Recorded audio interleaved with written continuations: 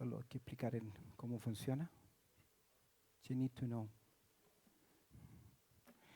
Bien, mis queridos, que el Señor les bendiga. Damos gracias al Señor por darnos la oportunidad de poder estar en este lugar celebrando la presencia del Señor. Damos gracias al Señor que nuevamente podemos tener en medio nuestro a nuestra hermana Velma, que después de su operación ya el Señor le ha traído con bien. ¿Vino acompañada con Dolores? Sí. Así que no vino sola la hermana, vino con Dolores y nuestra hermana Lucy también que está con nosotros. Ambas hermanas ya recuperándose, Velma de la operación y nuestra hermana Lucy en un proceso que recién inicia, pero estamos con ambas hermanas, especialmente con hermana Lucy, que el Señor también te bendiga grandemente. Amén. Agradecidos al Señor por su amor, también por su cuidado, porque Él nos permite poder estar juntos para celebrar la presencia del Señor, buscar su dirección, su gracia. Así que mis queridos, un par de avisitos. Ruego sus oraciones por el hermano Víctor Martínez. Lo fuimos a visitar el día viernes con el hermano Raúl y no lo encontramos bien. Así que oremos al Señor, en vez de ir a cuidados paliativos en el hospital, decidieron llevarlo a casa. Usted sabe, ya entiende lo que eso significa. Hemos orado por él, entregándolo en las manos del Señor.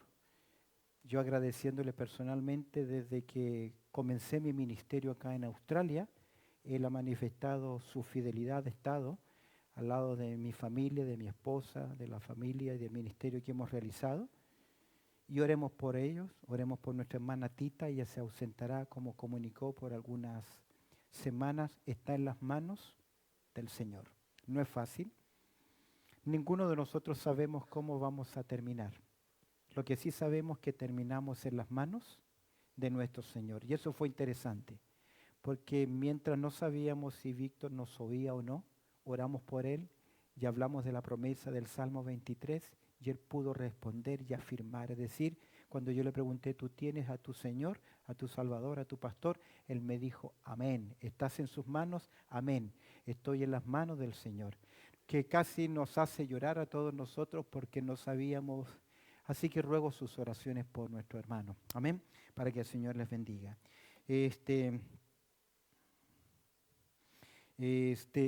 Después de los avisos vamos a orar por Antonio y también por Beni Jara.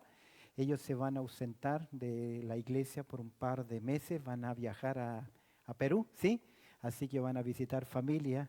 Van al invierno igual, ¿eh? Va a hacer frío igual allá, así que vamos a orar también por ellos. Y después del culto y antes de comer, todos los hermanos que me acompañaban al grupo de Bexley, ¿te acuerdas?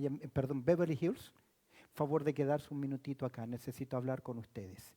Y los que viven cercanos aquí en Georges Road también, por favor, o en ese sector, por favor, después del culto, quedarse solamente un par de minutitos, necesito hablar con ustedes. Oremos al Señor para que el Señor nos siga bendiciendo, ayudando y nos ayude también. Se ha dicho que es un invierno un poquito cruel y duro. Amén. Una de las oraciones que está en mi corazón es que el Señor tiene que darnos liderazgo y hemos estado orando. Si usted se da cuenta en nuestros pedidos de oración, actualmente el liderazgo de la iglesia es Pastor Néstor, él funcionó como anciano al igual que yo, y también nuestro hermano Eberto. Y eso hace que estemos en una necesidad de rodearnos de... Tenemos varios hermanos que han estado apoyando, colaboradores, que a veces les llamamos líderes, pero que realmente son colaboradores dentro de la obra del Señor.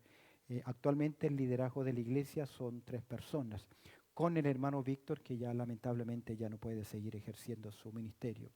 Eso me ha llevado a un peso en mi corazón y quiero darle clic a un aviso que tengo allá. Quiero comenzar los días lunes a través de Zoom un programa que se llama Cómo ser un líder bíblico, y la idea que es desarrollar juntos va a ser 1 hora de conexión de 7 a 8, solamente los lunes a través de Zoom.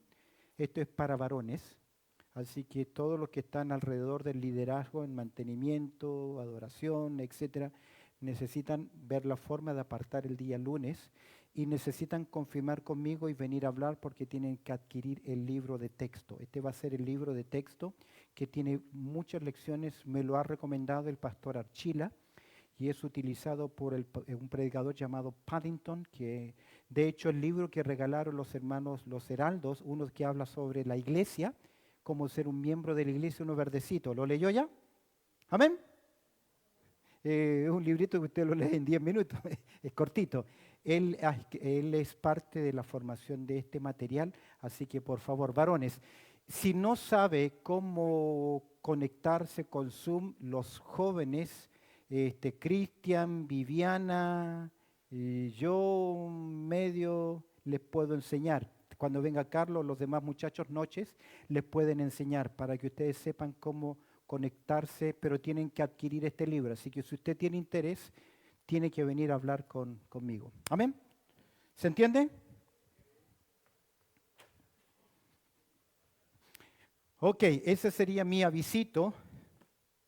No quiero preguntarle para yo no quedar mal y no avergonzarlo a usted, pero usted tenía un deber para hoy. ¿Cuál era el deber? Leer qué cosa. Primera de Timoteo. No me diga si lo leyó, no quiero. ¿Amén? Ok, no escuché mucho amén por ahí. Ok, le doy una semana más. Amén. Primera Timoteo. En el día de hoy, mis queridos, quiero comenzar esta nueva serie en el libro de Timoteo. Esta serie lleva por título Instrucciones prácticas para la vida de la iglesia local. Instrucciones prácticas para la vida de la iglesia local. En medio de mis luchas, de mis desánimos durante esta semana, Dios me ha confortado muchísimo a través de estos 6 capítulos. Porque me doy cuenta que no existe la iglesia perfecta. No existe. Siempre habrá quintas columnas que quieran decir esto está mal y esto está mal y está mal y razón. Y tienen razón. Cuando yo miro la iglesia en Corinto, ¿estaba bien la iglesia en Corinto? No estaba mal. ¿La iglesia en Galacia estaba bien? No, estaba mal. Y te vas a dar cuenta que no hay ninguna iglesia. Uno dirá, ojalá fuésemos a la iglesia primitiva, la iglesia del primer siglo, la iglesia en Jerusalén. Buenísimo, pero si usted hubiese ido a esa iglesia, ¿sabe qué? No lo dejan entrar porque no es judío. No existe la iglesia perfecta. Y hoy quiero comenzar esta serie porque creo que en primer lugar esta serie me está hablando a mí. Como un anciano, como un pastor, como un maestro, como un predicador. Pero esta carta no solamente me va a hablar a mí, sino hasta el último de los que viene entrando o el último que ha llegado también a la iglesia, tiene instrucciones también para usted. Porque son instrucciones prácticas ¿para qué? Para la vida de una iglesia local. Observa conmigo y en el día de hoy quiero compartir con ustedes solamente un panorama. Voy a intentar cubrir el material que tengo. Hoy quiero compartir con ustedes el panorama de 1 Timoteo, una carta que provee instrucciones que son ¿qué? Prácticas. Te recomiendo que venga con papel y lápiz y comience a apuntar los principios o marcar en su Biblia los principios que Dios nos deja. ¿Tienes tu Biblia abierta? Amén. Vamos al capítulo 1, versículo 1 y 2. Dice, Pablo, apóstol de Jesucristo por la voluntad de Dios, nuestro Salvador, y del Señor Jesucristo, nuestra esperanza, a Timoteo, verdadero hijo en la fe.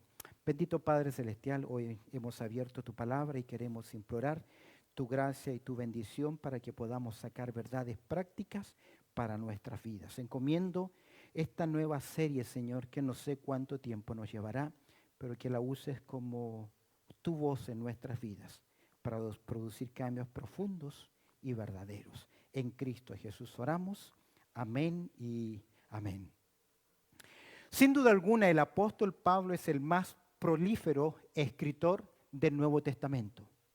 Sabemos tanto por la evidencia interna de la Biblia y por la evidencia externa de los escritores del primer, segundo y tercer siglo, que el apóstol Pablo escribió 13 cartas. Algunos dicen que es 14 porque le atribuyen a Pablo la carta a los hebreos. No sabemos, pero él es el más prolífero escritor del Nuevo Testamento.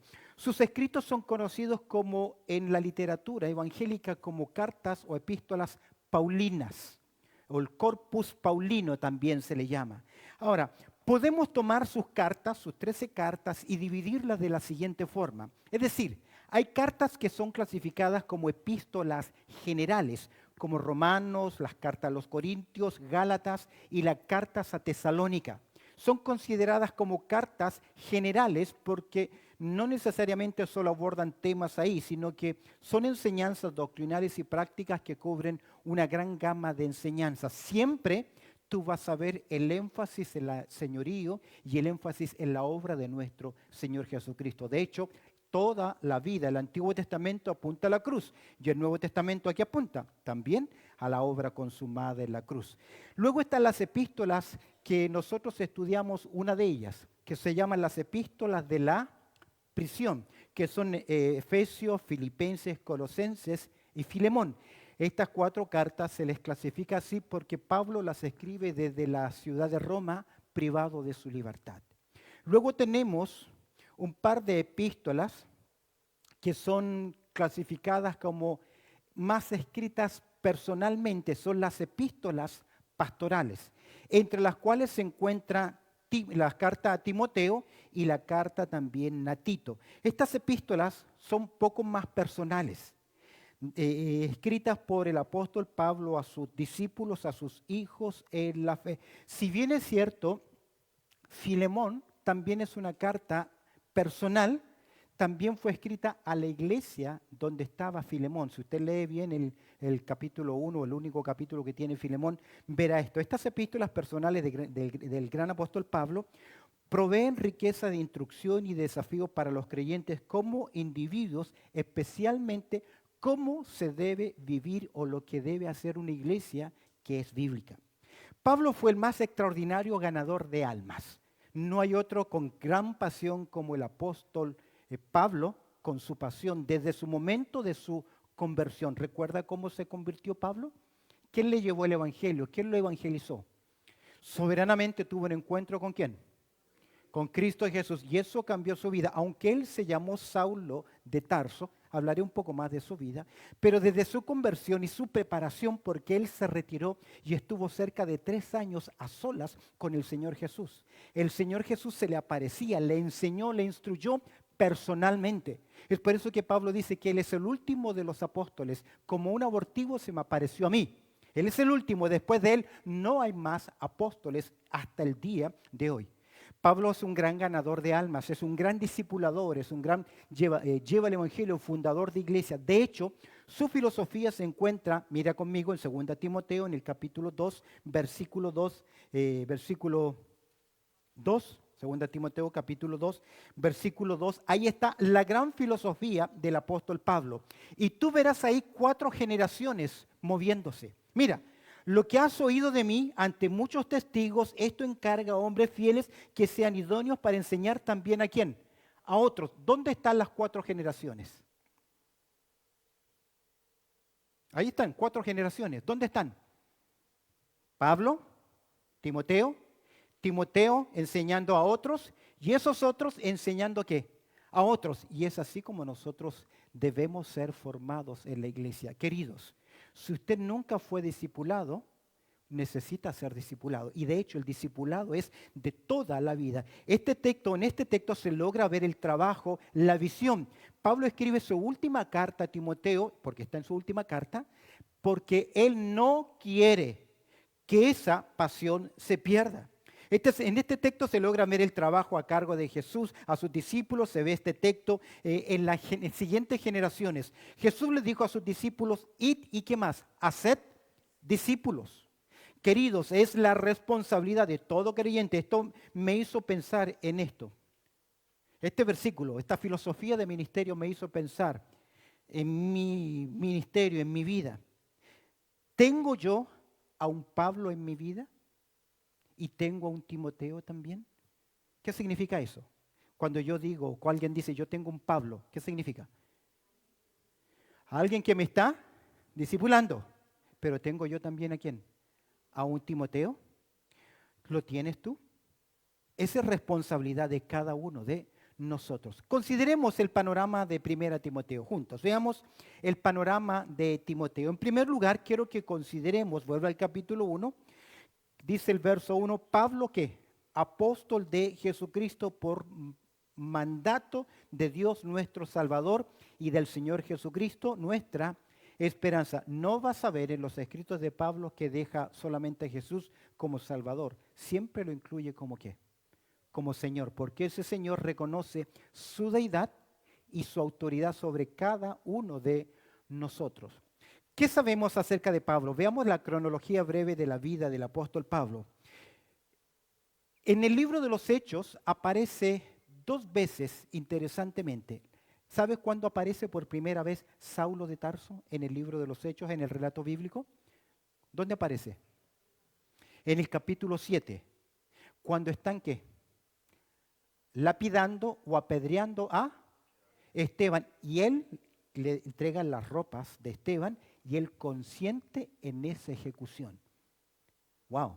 Siguiente vez que aparece Saulo de Tarso es capítulo 9, donde él ha pedido cartas para perseguir a los creyentes aún más allá de sus límites territoriales. ¿Qué está diciendo? Tiene tanto celo, tiene tanto odio, tiene tanto rechazo en contra de los del camino, porque aún no se llaman los discípulos de Cristo, aún no se llaman como cristianos. Tiene tanto odio que dice que respirando aún amenazas. ¿Sabe que la idea del texto es como un toro jadeando? ¿Ve cuando quiere cornear el toro y persigue? ¿Tú sabes que por qué se pueden torear los toros y no las vacas? ¿Sabe cuál es la diferencia? Que la vaca mira y el toro solo va en forma directa al blanco, a lo que se mueve. Ellos no ven el color rojo, eso que cuidado que usted tiene el color rojo, no. Ellos ven, según, no sé, yo no he estado en la cabeza de un toro, pero los entendidos dicen que ven blanco y negro. Y lo que a ellos les molesta es la agitación, el movimiento. Y eso embisten, van en forma directa. Y Pablo dice que esa era su actitud. ¿Hasta qué cosa? Hasta que tuvo su encuentro con ¿quién? Con el Rey de Reyes, sí, Señor de señores. Se convierte, cambia su vida, se bautiza, pero aún sigue siendo Saulo de Tarso hasta que es encomendado por la iglesia de Macedonia cuando es enviado como misionero y luego de algunos altercados se conoce ya, comienza a hablarse más su nombre griego, porque Saulo es su nombre hebreo y griego es su nombre, Pablo es su nombre griego, ahí está, que significa pequeño hombre, hombre pequeño en estatura. Pero a pesar de que fue pequeño, es el más gigante dentro de la historia del cristianismo. De esta forma él se convierte y alrededor del año 57 vino él con unas ofrendas hacia Jerusalén. ¿Recuerdas que estudiamos una vez la carta segunda a los Corintios, capítulo 8, capítulo 9? Pablo llega finalmente a Jerusalén con una ofrenda porque hay necesidad económica y allá ¿qué ocurre con Pablo? Los judíos celosos lo embisten, lo toman, quieren lincharlo, entra la guardia romana, finalmente Pablo apela ¿a quién? A César y va a parar finalmente ¿a dónde? A Roma. Finalmente llega a Roma, su relato está en Hechos capítulo 27 y Hechos capítulo 28. El libro de los Hechos se cierra con Pablo en Roma, en una casa ahí alquilada. Desde ahí Pablo escribió las epístolas de la prisión. Creemos que el apóstol Pablo fue liberado porque no había nada de sedición en lo que él hacía, que fueron falsas acusaciones. De hecho, Festo y los principales siempre reconocieron que Pablo era ¿qué? Inocente. Finalmente, Pablo queda en libertad por un par de años más. Acabamos de concluir nosotros la carta a los filipenses. Pablo fue absuelto de los cargos contra él y puesto en libertad. Durante los 2 años siguientes trabajó en la obra en varios lugares. Escribió Timoteo y escribió también Tito. Finalmente, hay otro encarcelamiento del apóstol Pablo porque Nerón lo persiguió a muerte. Finalmente Nerón, y antes de volver a ser encarcelado, creo que fue encarcelado en Troas. Allá lo tomaron como que era una especie de prófugo y ahí lo tomaron porque cuando escribe su segunda carta, Pablo le dice a Timoteo que le traiga ¿qué cosa? El capote, los libros que dejó ¿dónde? En Troas. ¿Por qué lo dejó en Troas? Porque cuando la policía te toma, ¿te llevas algo? No, él dejó lo más valioso en su vida. Y ya en la cárcel escribe su última carta de despedida. Pero entre su primer encarcelamiento, su segundo encarcelamiento, Pablo escribe primera a Timoteo y segunda a Timoteo. Cerca del año 65 fue arrestado nuevamente y en esta ocasión fue finalmente a parar a un calabozo y, como dice la historia y la tradición, fue finalmente ejecutado. Ese es el autor de esta carta. Segundo lugar, características de esta epístola. Por eso les pedía que pudiesen leer. Esta carta, si bien es cierto, es personal. Fue escrita ¿a quién? A un joven llamado Timoteo. Joven 35, 40 años, más o menos mi edad, una cosa así. Así que, mira algunas características importantes de estos 6 capítulos. En primer lugar, es como un manual de instrucción para los ancianos, para los líderes, para los siervos. Toda persona que ejerce influencia de liderazgo, y todos la ejercen, todos ejercen influencia de liderazgo. Que lo haga bien o que lo haga mal es otra cosa, pero todos ejercen influencia de liderazgo. No todos en la misma posición, no todos en el mismo lugar, y eso es orden. ¿Por qué razón? ¿Quién muere en la cruz, el Padre o el Espíritu Santo? ¿Quién se sujeta al Padre? El Hijo. Y se sujeta hasta lo máximo, que es sujeción hasta morir, ser entregado y enviado por el Padre. ¿Eso le quita dignidad y autoridad a Jesús? No.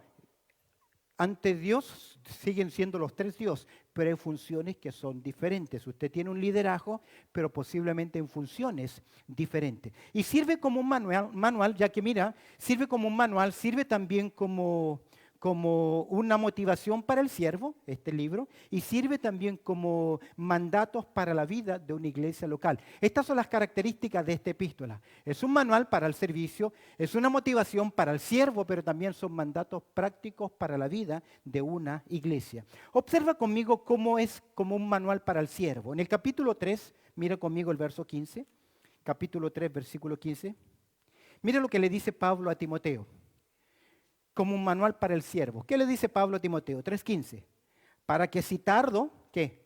Sepas cómo debes conducirte. Ya vamos a ampliar el término conducirte, pero tiene que ver con la forma en que se desarrolla, que administra o que lleva las cosas en adelante. Para que si tardo, tienes que saber, sepas qué cosa. ¿Cómo debes conducirte? ¿En dónde? ¿En la vida cristiana? No, en la casa de Dios. ¿Qué es la casa de Dios? ¿Qué es la iglesia? ¿De quién? Del Dios viviente. ¿Qué es la iglesia de Dios viviente? Columna y baluarte de la verdad. Columna y baluarte de la verdad, no de la inmoralidad, no de la injusticia, no de la soberbia. Timoteo está en Éfeso. Había un gran templo en Éfeso, a Diana, con tremendas columnas. Era el templo, pero era un templo con tremendas columnas a la falsedad, al pecado, a la inmoralidad. Los de Éfeso adoraban a esta diosa que fue un pedazo de meteorito que cayó a la tierra y que la figura parecía una mujer con pechos.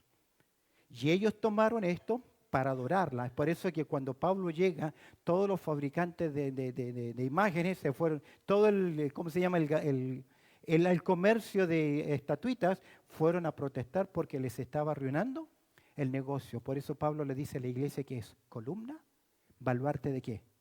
De la verdad. Ahora, para que Timoteo supiese, para que él sepa cómo debe dirigir la obra del Señor. Timoteo está en Éfeso, en esta misma ciudad, y él tiene que instruir a la iglesia, a pesar de que la iglesia ya lleva años. De hecho, grandes predicadores que estuvieron ahí, Apolos, Priscila y Aquila. Pablo estuvo varios años y Pablo fundó un instituto bíblico casi 3 años en ese lugar. Pero aún así había problemas en la iglesia. Porque no existe, ¿qué cosa? La iglesia perfecta. Y estudiando esto, yo creí, querido, que si enseñaba Biblia, hacía predicaciones positivas, les predicaba domingo a domingo las verdades doctrinales, nuestras vidas se iban a cambiar. Y me di cuenta por esta carta que no es así. De hecho, Himeneo y Alejandro, Demas, están acá en ese curso de discipulado y no terminaron bien. Observa para que sepas cómo debes conducirte. Por lo tanto, Pablo escribe esta carta y observa a grandes rasgos los temas que trata. En el capítulo 1, no sé si tengo ese bosquejo ahí, pero en el capítulo 1 tú vas a ver cómo el apóstol Pablo le enseña a Timoteo cómo debe confrontar la falsa doctrina. Porque ¿sabes dónde estaba la falsa doctrina? ¿Recuerdas cuando el buen hombre sembró en su campo la buena semilla? ¿Quién vino? El malo de noche, ¿y qué hizo? Sembró cizaña, y a veces la falsa doctrina viene con no aceptar lo que dice la palabra de Dios y seguir lo que yo pienso, lo que yo creo o mi forma, mi mentalidad.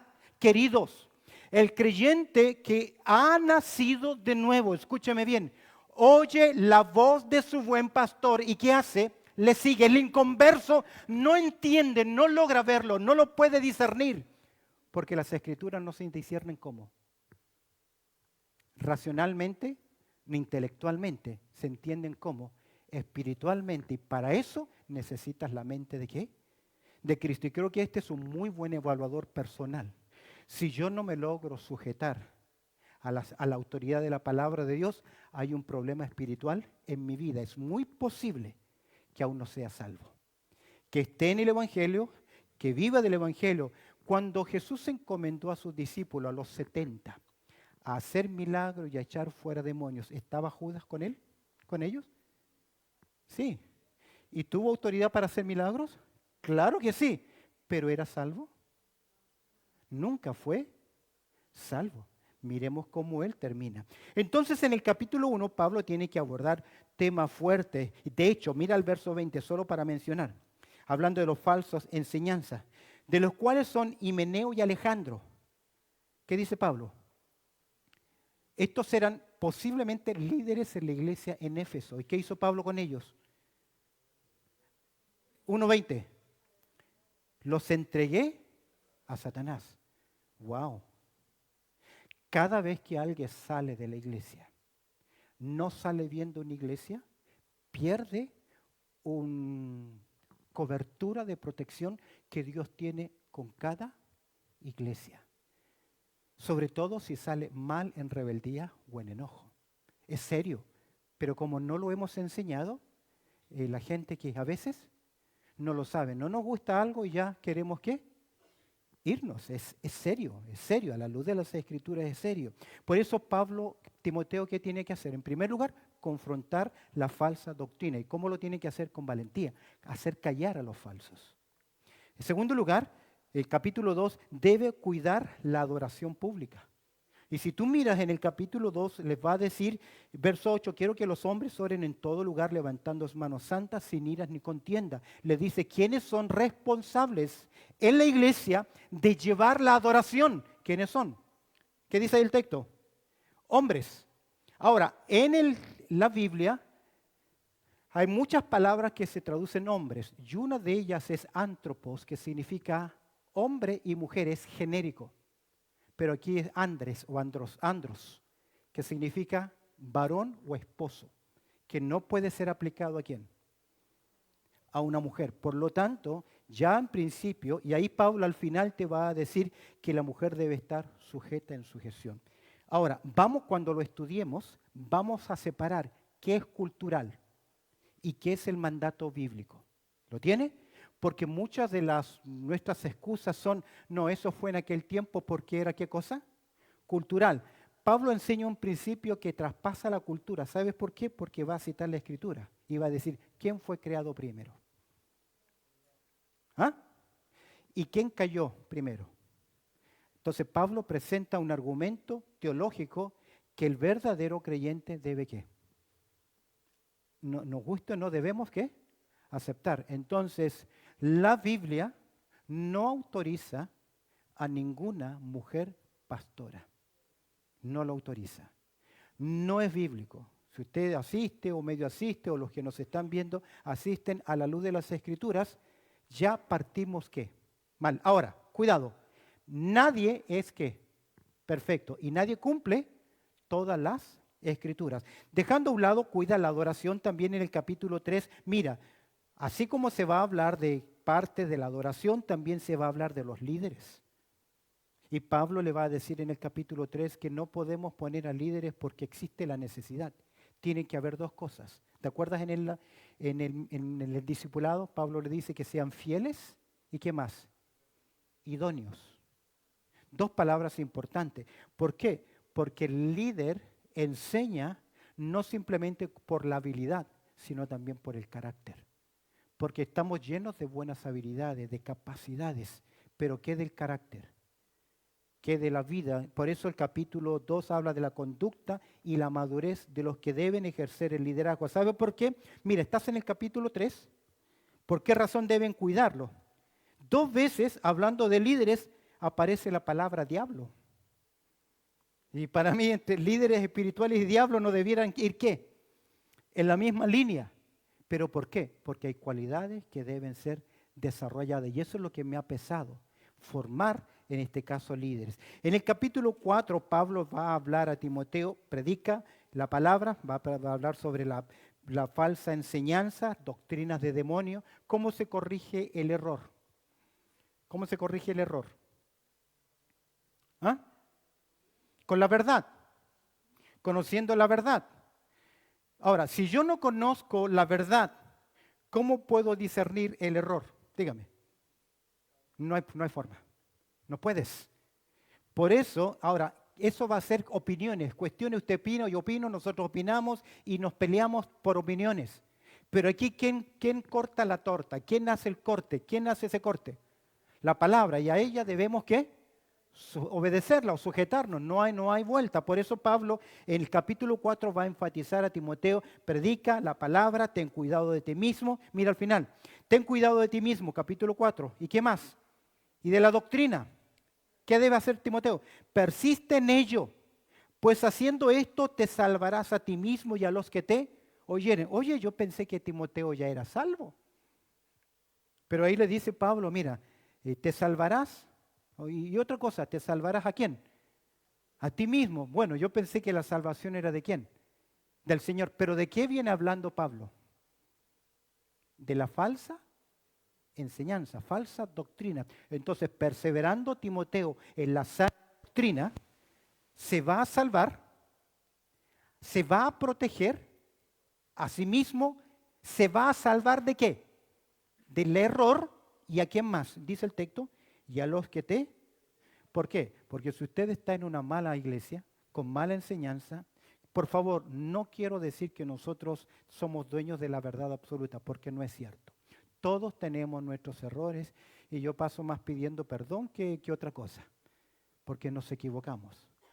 Pero, mis queridos, aquí la verdad es una sola. Pero si yo estoy en una iglesia que yo ya sé que me están enseñando mal o que el liderazgo está mal, que es antibíblico, mal puede estar que nos equivocamos en decisiones, que tomamos decisiones apresuradas, lo que sea, puede ser. Pero un liderazgo malo me refiero a gente con malas intenciones enseñando otro evangelio. Ahí usted tiene la razón suficiente para qué. ¿Para qué? Para irse, pero no porque se peleó conmigo, no que se enojó conmigo. Esa no es razón suficiente para abandonar una iglesia. Por eso el liderazgo, por eso comunica la Escritura en el capítulo 5 y capítulo 6. Me llamó la atención que habla mucho de las viudas. Y habla de los ancianos, las ancianas, las hermanas mayores, las mujeres. ¿Sabe por qué? Porque esta carta te enseña cómo debemos tratarnos unos a otros. No hay lugar para la falta de respeto. Y a veces nosotros lo permitimos que se falten el respeto o le falten el respeto a un miembro de nuestra familia o a los líderes. De hecho, Pablo va a decir, contra un anciano no levantes acusación sino con 3 testigos. Mira, presta atención, con 3 testigos. ¿Por qué Dios protege tanto a sus líderes? Porque ellos están ¿en dónde? En las manos del Señor. Y cuando usted toca a ese ungido del Señor, no le va a ir bien. no le va a ir bien. En medio de mi desánimo, esta carta me ha dado esperanza. Toda iglesia enfrenta problemas y no hay iglesia perfecta con las personas perfectas. Pero sí veo que es necesario hacer cambios y estos tienen que ser escriturales. Y todos nosotros, desde el liderazgo hasta el último que va entrando, debemos sujetarnos a lo que Dios dice y no a lo que nuestra carne o nosotros queremos. Creo que todos nosotros debemos hacer esta oración y evaluarnos.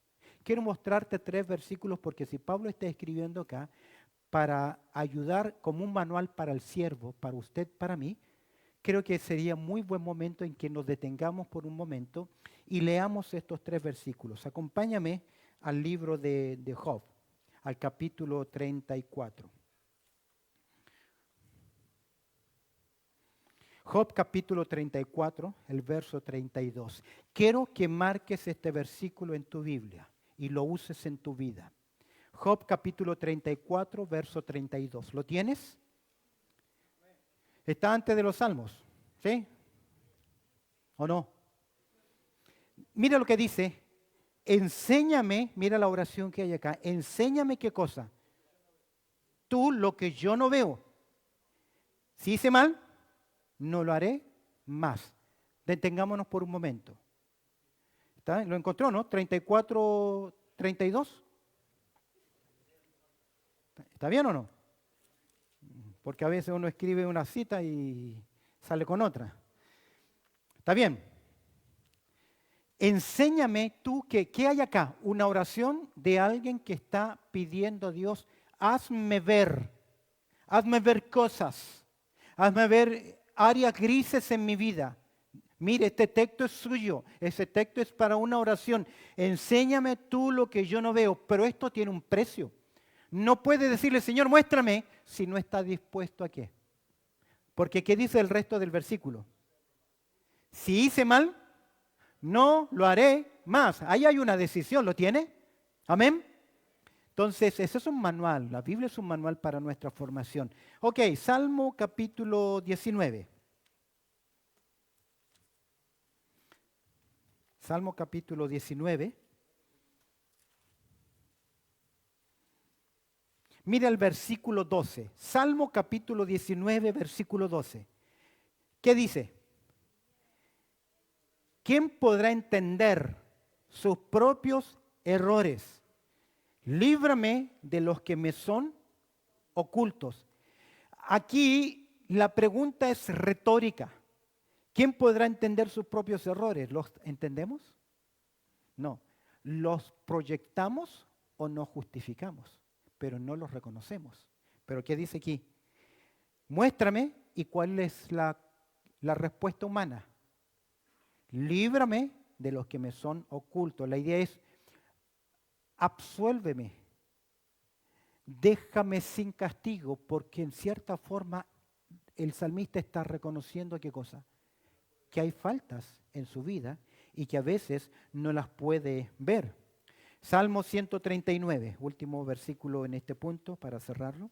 Salmo 139. Esto es un salmo que conocemos de la grandeza de Dios, su omnipresencia. Mira el verso 23. ¿Qué dice? Salmo 139, verso 23. Examíname, oh Dios, y conoce mi corazón. Pruébame y conoce mis pensamientos. Y ve si hay en mí camino de perversidad. Y guíame en el camino eterno. Ahora, ¿que Dios no lo examinó ya? ¿Que Dios no nos examina? ¿Que Dios no nos conoce? ¿Que Dios ya no nos prueba? Sí. ¿Cuál es la oración? ¿Qué es la oración? ¿Qué es la intención del escritor? Que la palabra de Dios sea un instrumento de guía en su vida espiritual, que tiene que ver con la conducción, que tiene que ver con esa preparación en su vida. ¿Lo tienes? Un manual para el siervo del Señor para que se autoevalúe en su vida. Todos somos siervos y todos lideramos de una u otra forma. Bien o mal, somos responsables. Amén. Entonces el Señor nos da a nosotros ¿qué cosa?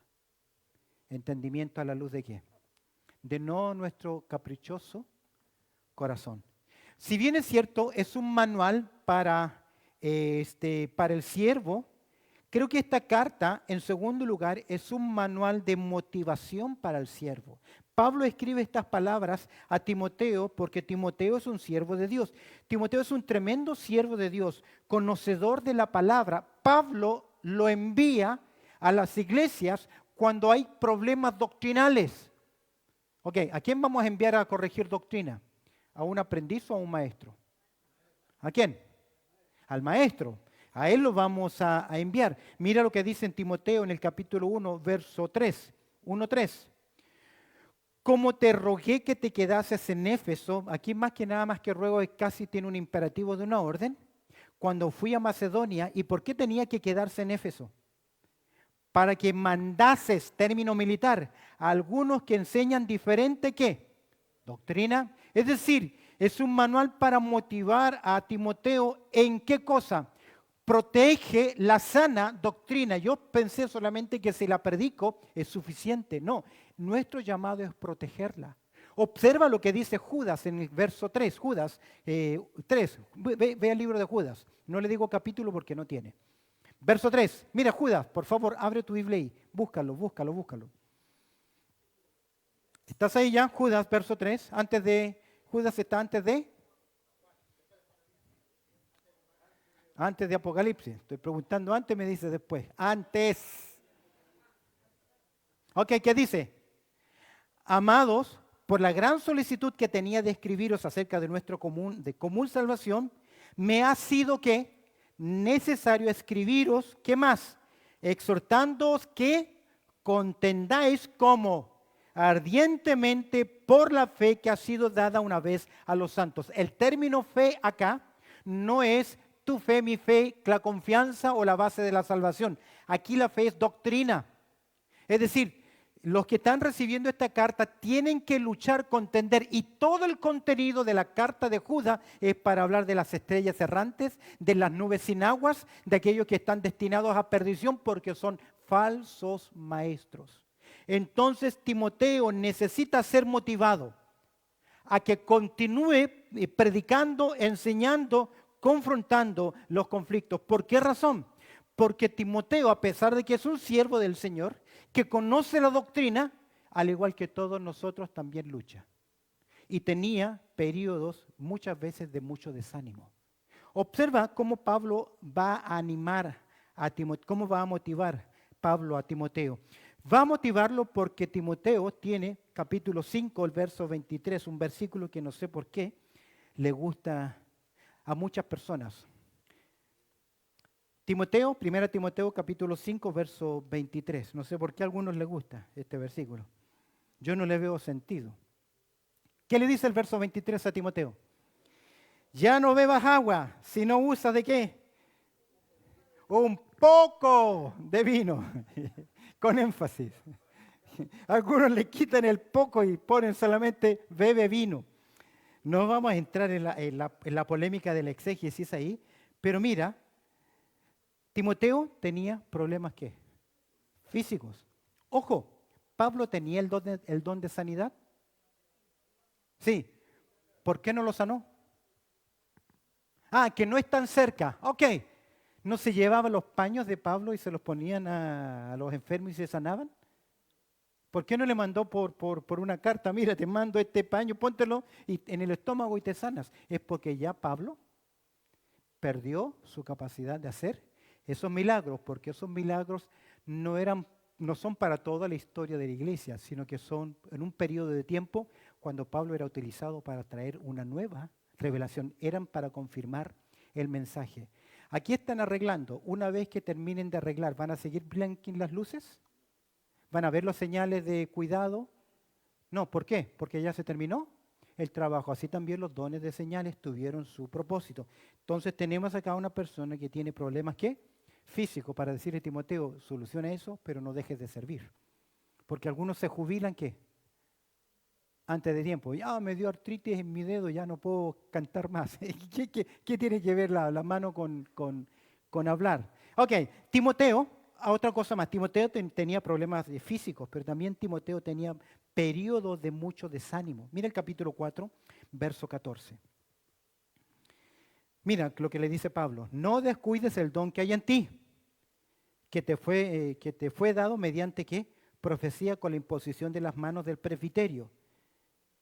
Ocúpate en estas cosas. ¿Qué más? Permanece en ellas para que tu aprovechamiento sea manifiesto. ¿A quién? A todos. Anímate, Timoteo. Esfuérzate.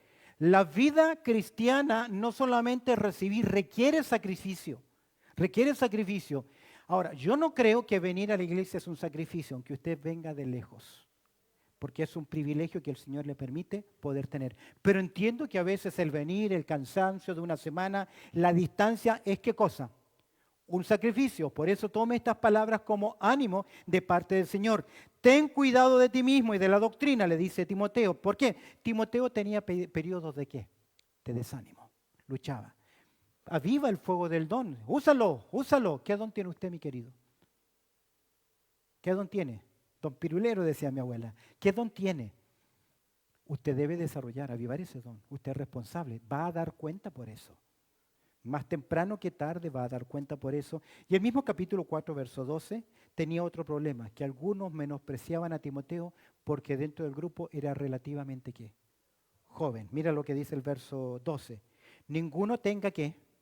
En poco tu juventud, sino es ejemplo de los creyentes en palabra, conducta, amor, espíritu, fe y pureza. Tenía 21 años y ya era reconocido como pastor. Y llegamos a un campamento de jóvenes. Ahí nos recibiría el administrador.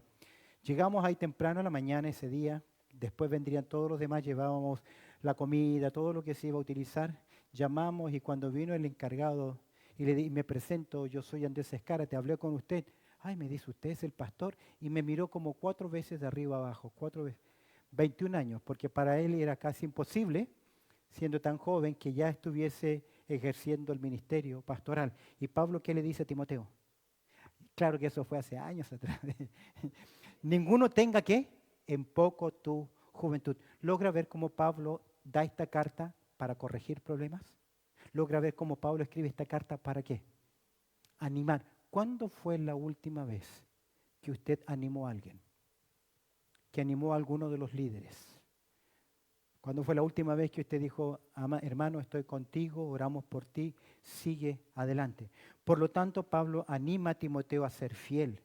Mira, capítulo 6, mira el consejo final, verso 20. ¿Qué le dice Pablo a Timoteo? Oh, Timoteo, ¿qué? Guarda lo que se te ha encomendado. Y mira lo que tiene que evitar. Evita las profanas pláticas sobre cosas vanas y a los argumentos de la falsa llamada ciencia. No entres en polémicas que a veces puede sacarnos a nosotros de qué? De nuestro lugar. Por último, pensando en cómo Pablo, que es un manual para el servicio, que es una motivación para el siervo, también es un mandato para la vida de la iglesia. Capítulo 3, y ya nos quedamos ahí, verso 15. ¿Qué le dice? Pablo planea encontrarse con Timoteo. No sabemos si finalmente se encontraron, pero él escribe esta carta a Timoteo y le escribe esta carta a Tito. Cuando lean Tito, les recomiendo leer, y cuando Pablo habla de Tito, Tito es diferente que Timoteo. Timoteo tiene un poquito más de debilidad de carácter, más introvertido, no estoy haciéndolo en perfil psicológico, pero Tito era fuerte de carácter, él se peleaba con fieras salvajes, describiendo a hermanos o personas fieras o hermanos falsos hermanos, tenía Tito esa capacidad de poder pelear y defenderse. Hay gente que es así, pero Timoteo era un poquito diferente. Y observa ahora lo que Timoteo tiene que aprender y la iglesia, para que si tardo, si no me reúno contigo, ¿qué?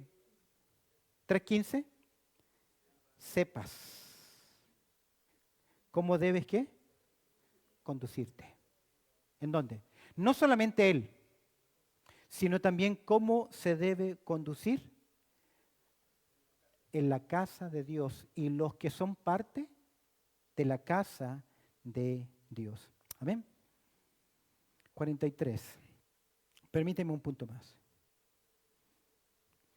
Entonces, a término general, hemos visto la cronología breve de quién escribió esta carta, hemos visto las características de esta epístola personal. Escribe un siervo como un manual, escribe un siervo para motivarlo y escribe al siervo para enseñarle cómo debe conducir la iglesia y cómo los hermanos de la iglesia deben conducirse. En tercer lugar, esta carta es conocida históricamente desde los años 1776.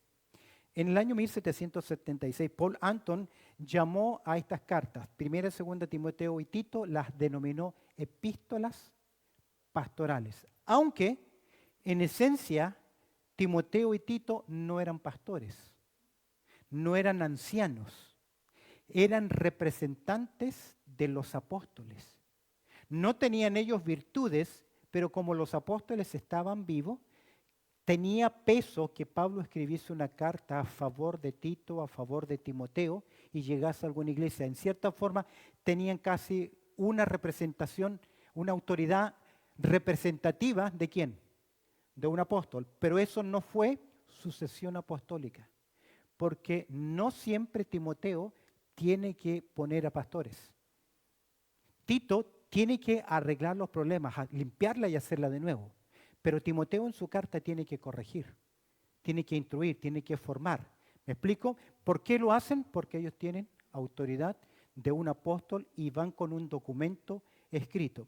Pero estas cartas fueron escritas y fueron llamadas epístolas pastorales. Se les clasificó así porque tienen ese tenor. Usted conocerá a una persona que tiene el don de pastor. No todo don de pastor ejerce públicamente su ministerio, pero un pastor siempre estará dando consejos y instruyendo a otras personas a la luz de qué? De las Escrituras. Siempre estará cuidando de alguien más, casi como exhortando, protegiendo, porque tiene ese cuidado de qué? De rebaño. Tiene ese cuidado. Ahora, las diferencias entre Timoteo, segunda Timoteo y Tito, con respecto a la clasificación de contenidos son las siguientes. En primer lugar, vamos a ver que la primera carta a Timoteo tiene que ver claramente con palabras personales. Pablo se dirige personalmente a Timoteo y le dice, no, que nadie te menosprecie, predica la palabra, hace esto, aquello, ten autoridad, corrige, muy directo ¿a quién? A Timoteo.